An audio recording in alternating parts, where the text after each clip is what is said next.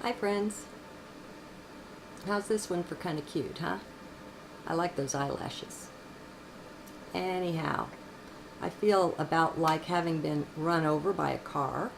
So, that's the little avatar. Um, I've got one written journal that I'll share with you. And if it inspires a live one, great. I usually do it the other way around and do the live one first, but I don't know, things are still kind of heavy for me, so let's try it this way. This one is from 9/2, the third one of that day. Boy, 3 journals in one day. The Mayan day was 11 dog. So here goes. I don't know if I have anything to say, so I've got the keyboard out to discover if anything comes through. Maybe I'm returning from the dumps since this is the third journal today, but I wouldn't bet on it. Still not feeling very chipper. Well, so what, right? We all have our challenges. I don't mean to be a wuss with mine or to minimize anyone else's. It was pretty strange uploading my first video in 4 days. You'd think I hadn't done it before for all the awkwardness I found. I'm seeming a little dyslexic as well and forgetting how to spell things. Oh well, just so the meaning comes across, that's what words are for. Well, for the most part. They also create. As powerful as we are, the light beings, it's quite amazing that we got to the low places we've been. Once we wake up from the trances, I promise we'll be laughing over this whole thing.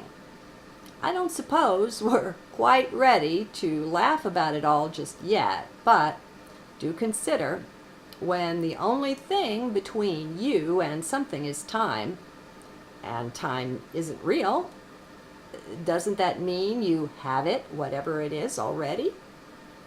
The way I read it, you do.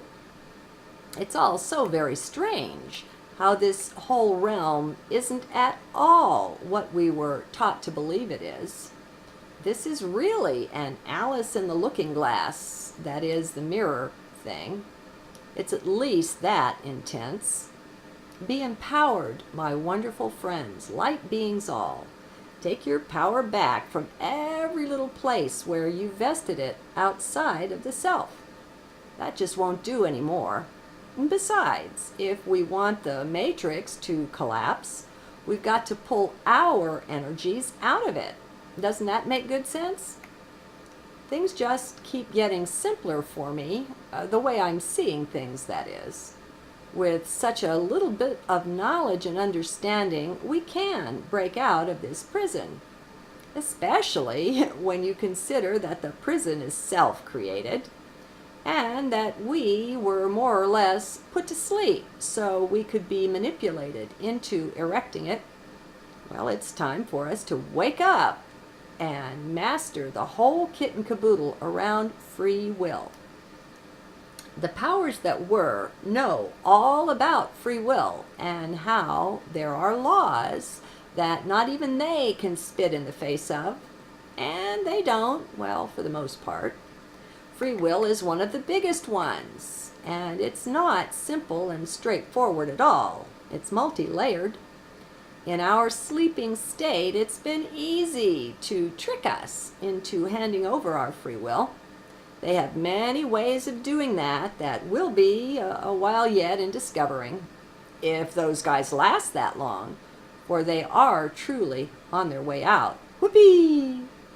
Meanwhile, it's in our best interests to cut all trust off at the pass, to render our trust to none but Source and Higher Self, nothing external.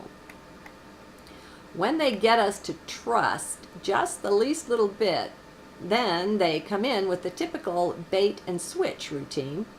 Promise us one thing, tell us it's for this reason, then deliver another thing for that reason over there instead. Just like the Patriot Act. Look at that title, oh my God. was for our protection. Yeah, right.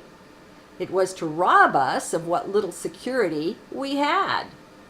When will we awaken to realize that the true terrorists are the ones running this show? Hello. Most of us are a good deal more awake than we were just a decade ago, even a year ago. The Patriot Act wouldn't pass today if they tried it. We'd see through it so much quicker than we didn't before. There's some consolation in that. Hey, waking up from a deep daze as we were in before is no small deal. And it comes incrementally. That's just how life is, and it's generally best. All by ourselves, we couldn't have carried this off, as much waking up as we've done. It's as if the universe itself is cooperating to bring this about, or leading us into it. Without the rising frequencies, however they're coming in, I don't think it would have happened. Then, too, we do have cosmic friends overseeing things. They're not making themselves known much just yet, but it's got to happen at some point, and that'll be nice. Now, how many of you have some fear stored up underlying this whole disclosure thing? If your gut tightens when it's mentioned, then that's a good sign that you do. I know I do, so I'm bringing it out to take a look at, to see about the possibilities of sending it on its way. With any kind of fear or anxiety, one thing to look for is how we've given some power away, or we wouldn't be feeling that. It's better brought up into the light of day and examined than left in the dark to bother and goad us. Oh, and to grow, of course, as all hidden things seem to do, like a fungus. I see these dark guys as so very over that it's hard to figure out where the fear is coming from. So I just keep looking, watching, self-observing. That does the trick. Just be patient with it and determined. There's nothing that can long stand in front of a patient, determined, divine being. That's just how it is. And isn't that nice? I mean, since you're a divine being and all, I think it is. Ah, I know what it is. It's all this fear we've been programmed to feel for the bad guy ETs. And I mean programmed. Just look at the movies. Enough said, though of course there's more. The powers that were have been decades in programming us into this terror at the thought of ETs appearing in our skies or our backyard. So let's take a good look at that. First of all, I figure that currently the bad ones are seriously outnumbered, maybe 3 or 4 to 1. So we've got nothing to fear there. They won't be allowed to take us down, my friends, unless we're just too willing to go along with them. We've got to watch for that. Ah, I'm sensing some resentment against the good guy ETs. Are you feeling it too? So, since we're feeling that, let's start there. I'd say, why would that be that we would resent the benevolent ones? But it's not too hard to guess. We're pretty fed up with the way things have been going, with all of the suffering here. I guess many are angry that we haven't been already rescued. Oh yeah, that's ringing some bells. So let's look at that. First, do we really want to trade one ruler for another one? I don't care if they're nicer. How long will we persist in playing the victim, my friends? Do take a really hard look at that. It's pretty creepy energy, and it's good at hiding and disguising itself. I remember how brave and strong I felt before when I learned that I was playing the victim myself. My God, what a shock that was. So don't trust your mind or your feelings on this. Be in heart. We don't see the self well. That's just the way of things in 3D, and least at least now and here. The way we tend to see with more clarity is to look at others. Have you noticed? It's less threatening, you see? Yet, with some serious detachment, we can greatly improve our self-vision. We can do this, so just be determined. If you want to, you will. Next thing is to step back a few paces to get a broader perspective on it. That also helps us detach. Generally, wherever there's fear, there is attachment to something or other. Something we feel is in some sort of danger. We can all start by reminding ourselves that we're not the body that we're using here, that it's our avatar. See if that helps. Remember, you are eternal. There is no such thing as death for you, just for the body. And actually, that death takes us into a better place than this one. So it's truly nothing to fear. Let that sink in. You know it deep inside. In your heart, you've had so many incarnations, you do know this. So link up with your inner knowing. If you don't have these things already as a part of your own garden of belief, then I'd get to planting them. They're very empowering. You are divine. You are not the body, and there is no death for you. It's surprising how much fear goes when you adopt these few beliefs, just these three. What I notice in myself is some concern that I might not distinguish the good guys from the bad guys. You know how good those guys and their fancy technology are at imitating the good guys, the light beings. And that's a funny one to find inside, since being in heart is a fantastic way to have discernment and intuition. So I wonder why that is there.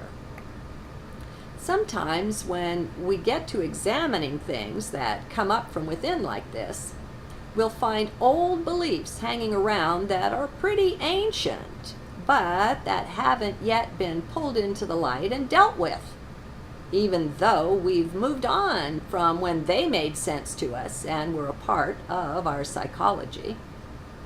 These are some of the easiest ones to get rid of, since they've got no firm anchor in us anymore.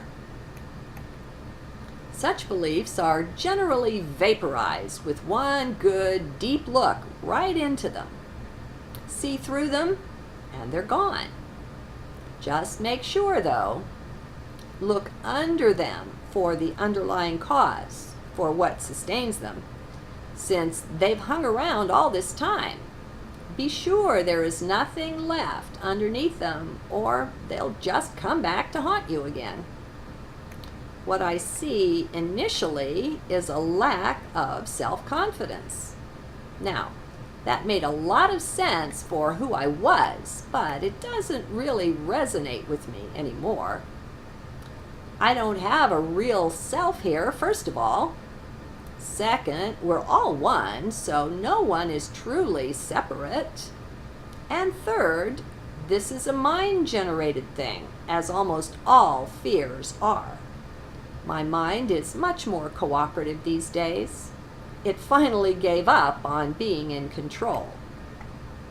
We can see by these two basic roots of this fear what the attack strategy is of the powers that were. First is the fear of the big bad aliens, how they will eat us up, or even worse.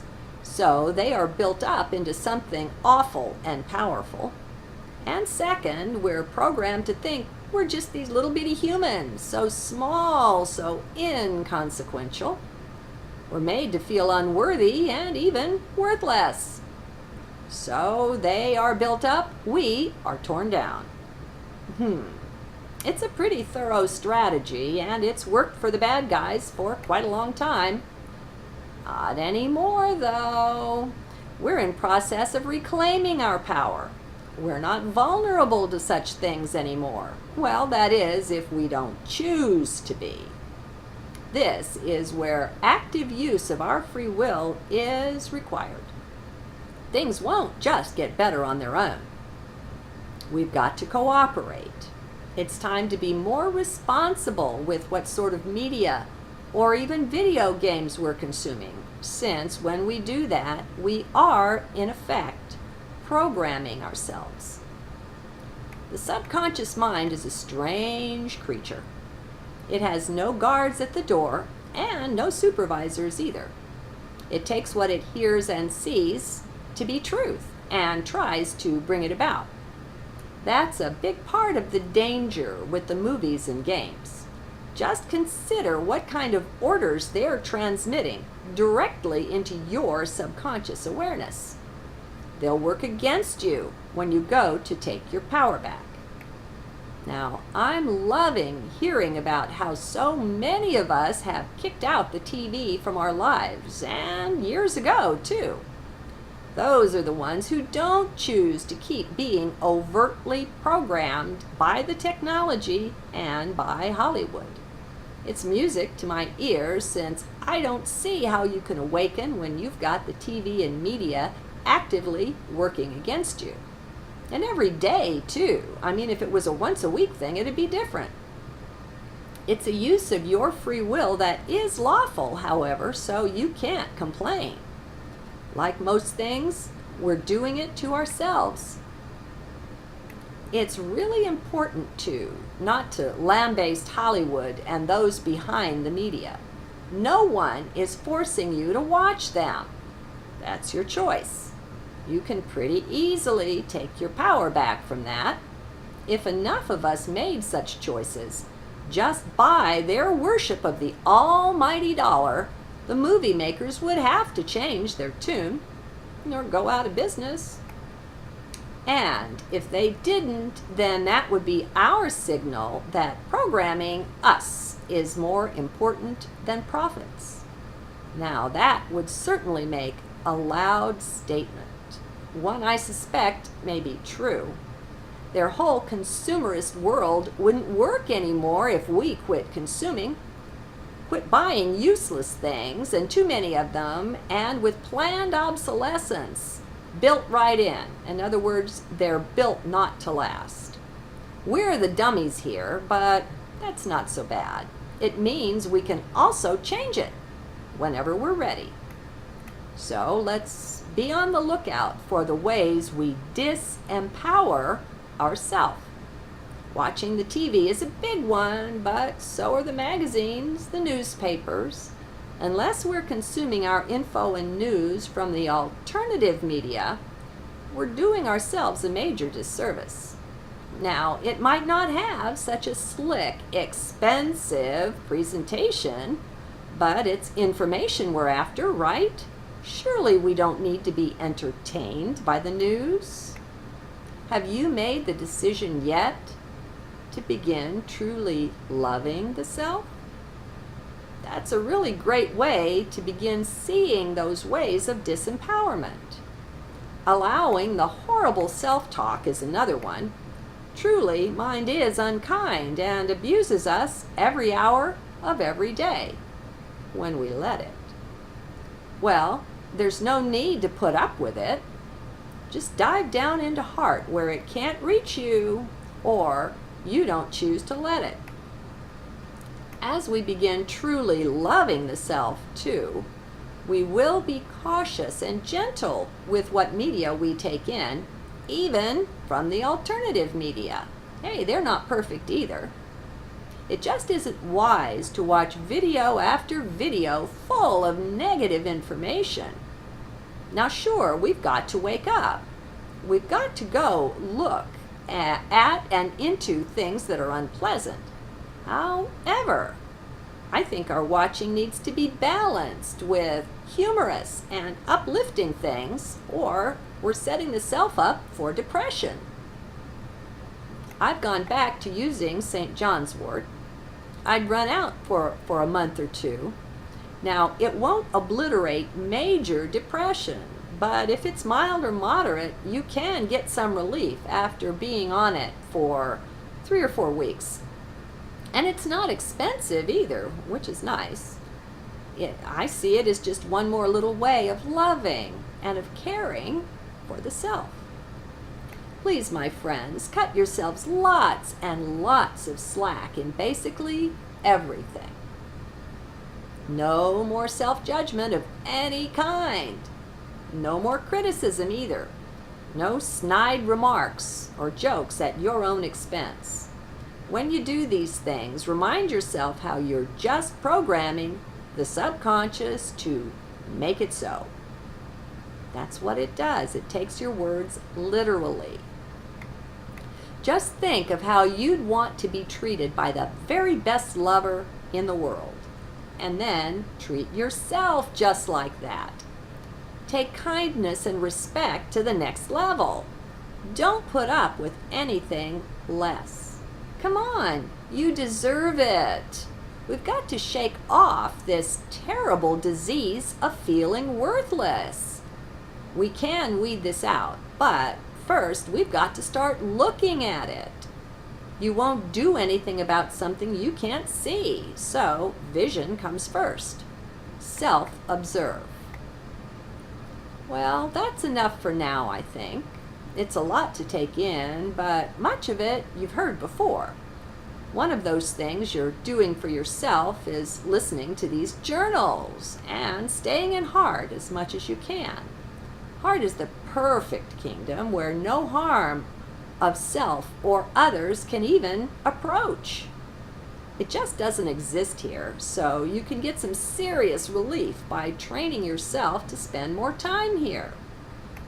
Implementing what I've shared will make a major difference in your experience of life. No kidding. You'll feel so much better inside, you'll even begin to wonder how you ever managed to live that way before. You were just unconscious of the bulk of it. When our focus is in mind and thus on the outside world, so much can be inserted into our awareness, but beneath the conscious level, where we don't object.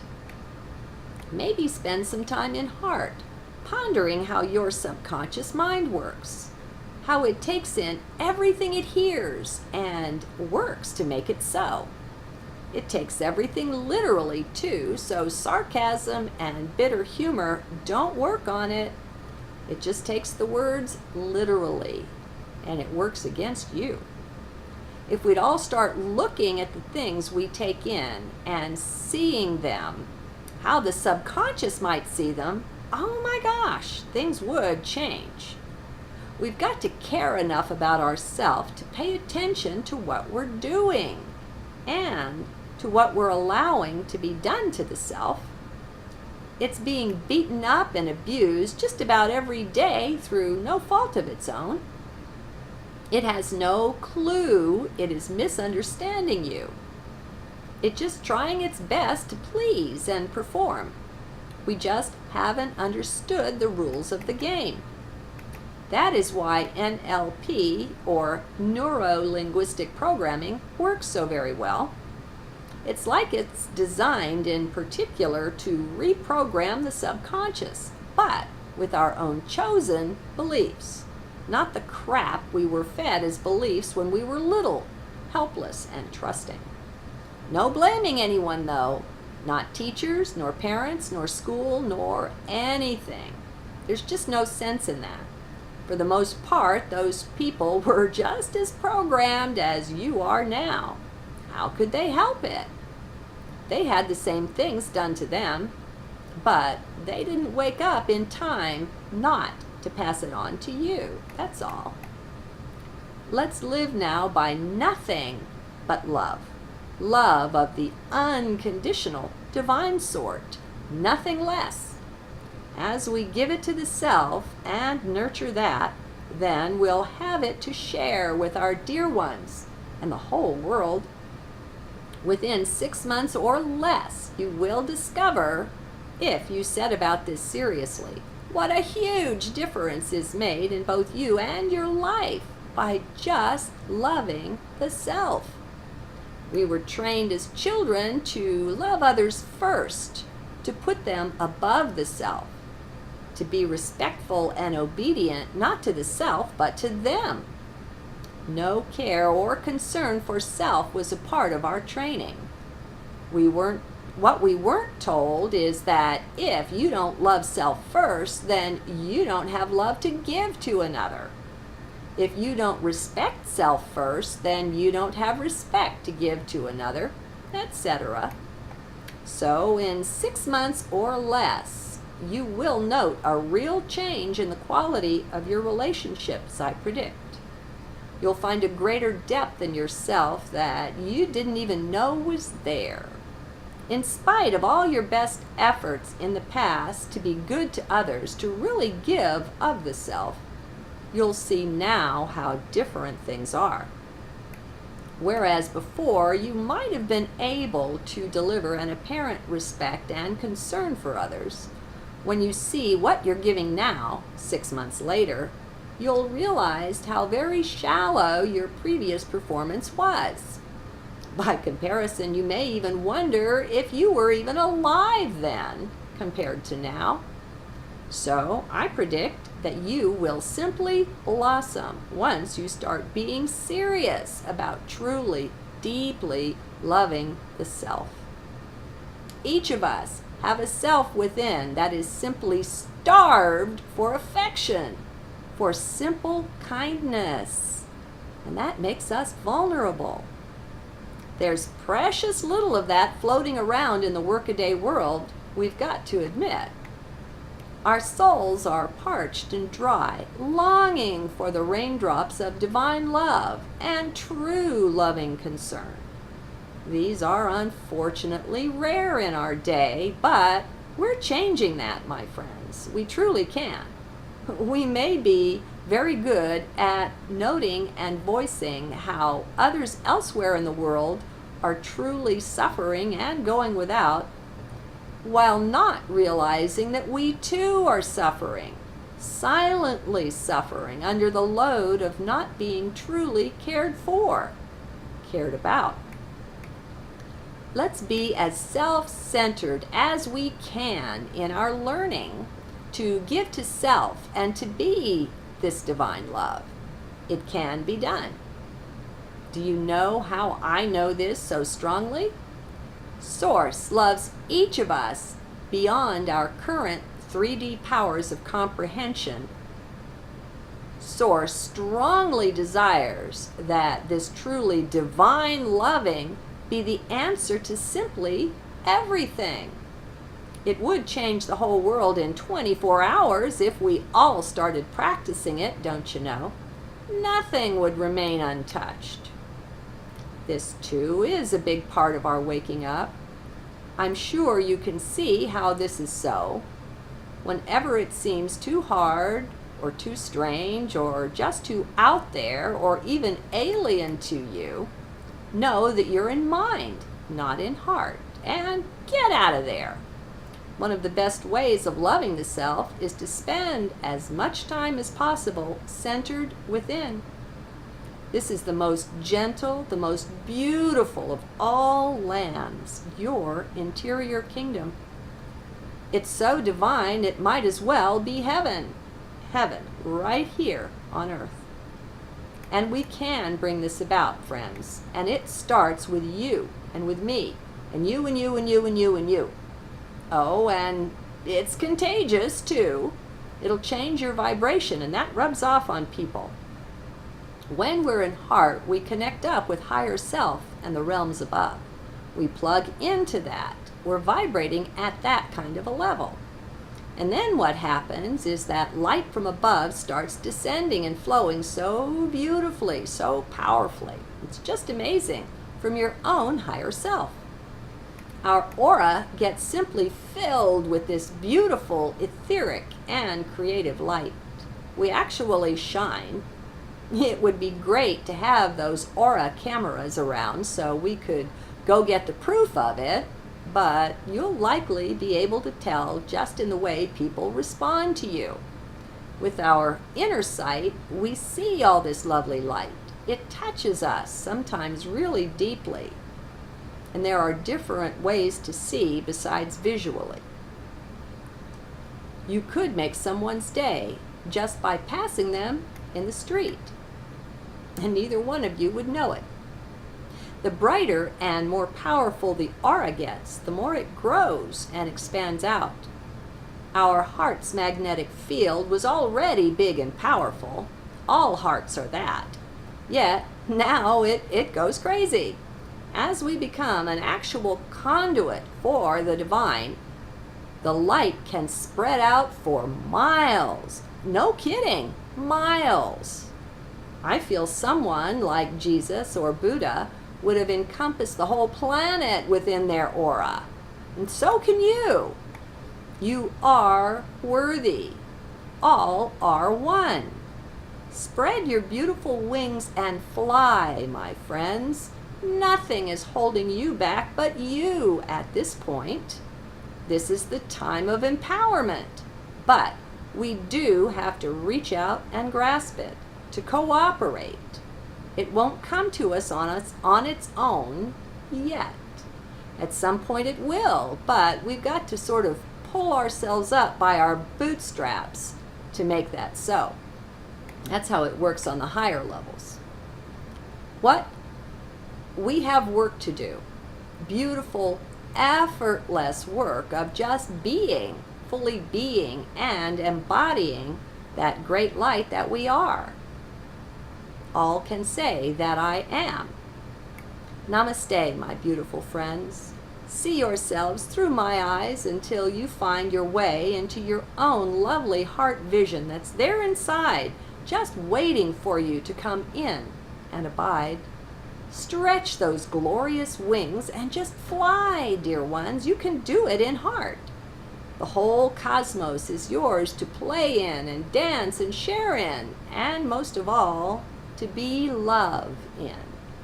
This is ours, the effortless work of falling back trustingly into heart, into the great arms of our beloved Source, who has been waiting to embrace us this way for such a very long time. Welcome home.